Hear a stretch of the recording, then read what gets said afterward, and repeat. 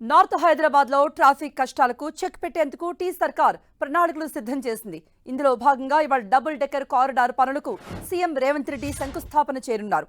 Double decker corridor తో జంట నగరాలతో పాటు ఉత్తర తెలంగాణలో 5 జిల్లాల ప్రజలకు ట్రాఫిక్ కష్టాలు తప్పనున్నాయి. 1580 కోట్ల వ్యయంతో చేపట్టబోతున్న ఈ ఎలివేటెడ్ కారిడార్ పై సెకండ్ ఫేజ్ లో మెట్రో మార్గాన్ని నిర్మించనున్నారు. హైదరాబాద్ నగరం సిగలో మరో ప్రెస్టీజియస్ ప్రాజెక్టు చేరబోతోంది. జంట నగరాలతో పాటు 5 జిల్లాల ప్రజలకు ప్రయోజనం కలిగేలా డబుల్ డెక్కర్ కారిడార్ను ప్రతిష్టాత్మకంగా చేపడుతోంది తెలంగాణ సర్కార్. ఈ ప్రాజెక్టుకు కండ్లకోయ జంక్షన్ కు సమీపంలో సీఎం రేవంత్ రెడ్డి శనివారం శంకుస్థాపన చేయనున్నారు. ఈ ప్రాజెక్టు పూర్తయితే జాతీయ రహదారి 44పై దశాబ్దాలుగా ఉన్న వాహన కష్టాలు తీరనున్నాయి. 1580 కోట్ల వ్యయంతో చేపట్టబోతున్న ఈ కారిడార్ను 5.32 కిలోమీటర్ల మేర నిర్మించనున్నారు. ఇందులో ఎలివేటెడ్ కారిడార్ 4.65 కిలోమీటర్లు, అండర్ గ్రౌండ్ టన్నెల్ 600 మీటర్లు ఉంటుంది. మొత్తం 6 వరుసల్లో నిర్మించే ఈ కారిడార్కు 131 ఫిల్లర్స్ ఉంటాయి. సికింద్రాబాద్ లో పారడైజ్ జంక్షన్ నుండి ప్రారంభమై తాడ్బండ్ జంక్షన్, బోయినపల్లి జంక్షన్ మీదుగా డైల్ ఫార్మ్ రోడ్డు వద్ద ముగుస్తుంది. ఎలివేటెడ్ కారిడార్ పైకి రాకపోకలు సాగించేందుకు వీలుగా బోయినపల్లి జంక్షన్ సమీపంలో ఇరువైపులా 2 చోట్ల ర్యాంపులు నిర్మిస్తారు. ఇది పూర్తయిన తర్వాత ఈ ఎలివేటెడ్ కారిడార్ పై మెట్రో మార్గాన్ని నిర్మించనున్నారు. ఫలితంగా ఆ మార్గంలో ట్రాఫిక్ కష్టాలు లేకుండా ప్రయాణం మరింత సులువుగా సుఖవంతంగా సాగనుంది.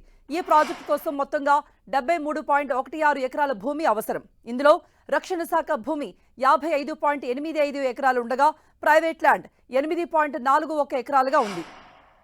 జాతీయ రహదారి విస్తరణ, ఎలివేటెడ్ కారిడార్కు కంటోన్మెంట్ ప్రాంతంలోని నిబంధనలు ఆటంకంగా మారాయి. ఈ ప్రాజెక్టుపై గత సర్కార్ నిర్లక్ష్యంగా ఉండడంతో సమస్య పరిష్కారం కాలేదు.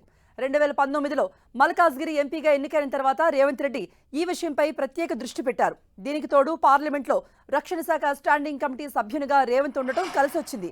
ఆ కమిటీ సమావేశాల్లో ఈ సమస్యను రేవంత్ పలుమార్లు లేవనెత్తారు. ఇటీవల ఢిల్లీ పర్యటనలో రక్షణ మంత్రి రాజ్నాథ్ సింగ్ ను కలిసి మరోసారి ఈ అంశాన్ని తెరపైకి తెచ్చారు. దీంతో ఈ నెల 1వ తేదీన కారిడార్ నిర్మాణానికి అనుమతిస్తూ తెలంగాణ సర్కార్కు రక్షణ శాఖ లేఖ రాసింది.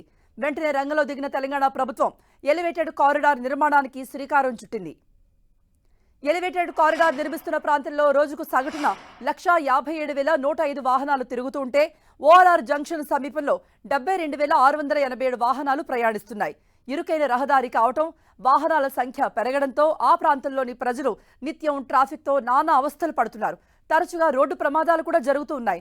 దీంతో పలువురు ప్రాణాలు కోల్పోతున్నారు, మరికొంతమంది క్షతగాత్రులవుతున్నారు. వాహన రద్దీతో గంటల కొద్దీ ట్రాఫిక్ నిలిచిపోతుండటంతో ఇంధన వ్యయం కూడా పెరిగిపోతోంది. కొత్త కారిడార్తో ప్రజలకు ఎన్నో ప్రయోజనాలున్నాయి. ఇంధన వ్యయంతో పాటు ప్రమాదాల సంఖ్య తగ్గిపోవడం, ట్రాఫిక్ ఇబ్బంది నుండి ప్రజలకు ఊరట లభించే అవకాశం ఉంది. టైం కూడా కలిసొస్తుంది. ఈ ప్రాజెక్టు పూర్తయితే నగరం నుండి ట్రాఫిక్ ఆటంకాలు లేకుండా ఓఆర్ఆర్కు సులువుగా చేరుకునే అవకాశం ఉంది.